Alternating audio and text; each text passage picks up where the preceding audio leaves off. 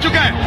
ये अजूरे वाला जिसको आपने गिरफ्तार किया था गैर कानूनी तरीके से, आज आप देख सकते हैं आज पाकिस्तान की आवाम ने इसका हक अदा कर दिया।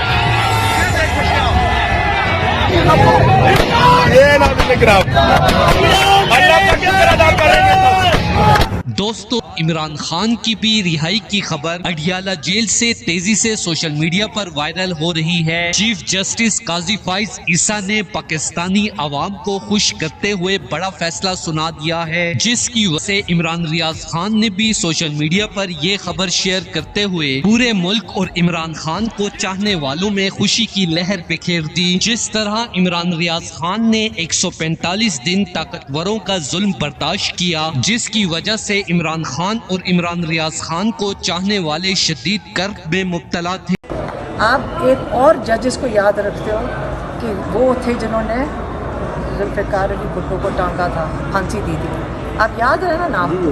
आज ये जजेस अगर ये ना करते, इनकी 10 पुश्तें याद रखती, उनके नाम अपना बदलना पड़ता।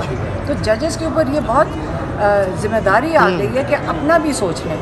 अब इसको तो करना ही था ख़त्म। ये 3-3, 4-4 महीने से इसको लटका के चल रहे थे, तो उसको तो ख़त्म होना चाहिए था। इसके अंदर खुशखबरी क्या है? ये तो जजेस को शुक्र करना चाहिए कि उन्होंने अपनी साख बचा ली है। वजह से पाकिस्तानी अवाम इस खदशे में मुब्तला थी कि शायद इमरान खान को जेल में ताकतवरों की तरफ से कत्ल कर दिया जाएगा, लेकिन अल्लाह की मदद आ गई और चीफ जस्टिस काजी फाइज ईसा का ज़मीर जाग चुका है और गैरतमंद और बहादुर इमरान खान अपनी देरीना साथी डॉक्टर यास्मीन राशिद को याद करते हुए फूट फूट कर रो पड़े, क्योंकि सोशल मीडिया पर वायरल होने वाली खबर के मुताबिक डॉक्टर यास्मीन राशिद के हवाले से इंतहाई खौफनाक खबरें वायरल हो रही हैं, जिसकी तस्दीक एंकर वसीम बदामी ने भी करते हुए हर पाकिस्तानी को जज्बाती कर दिया है। एंकर वसीम बदामी ने कहा कि मेरे जराये के मुताबिक डॉक्टर यास्मीन राशिद साहिबा जेल में शदीद अलील होने के बाद अल्लाह को प्यारी हो चुकी हैं। इस हवाले से अपनी राय का इजहार कमेंट सेक्शन में दें। वीडियो अच्छी लगे तो लाइक करें और इस चैनल को सब्सक्राइब करें।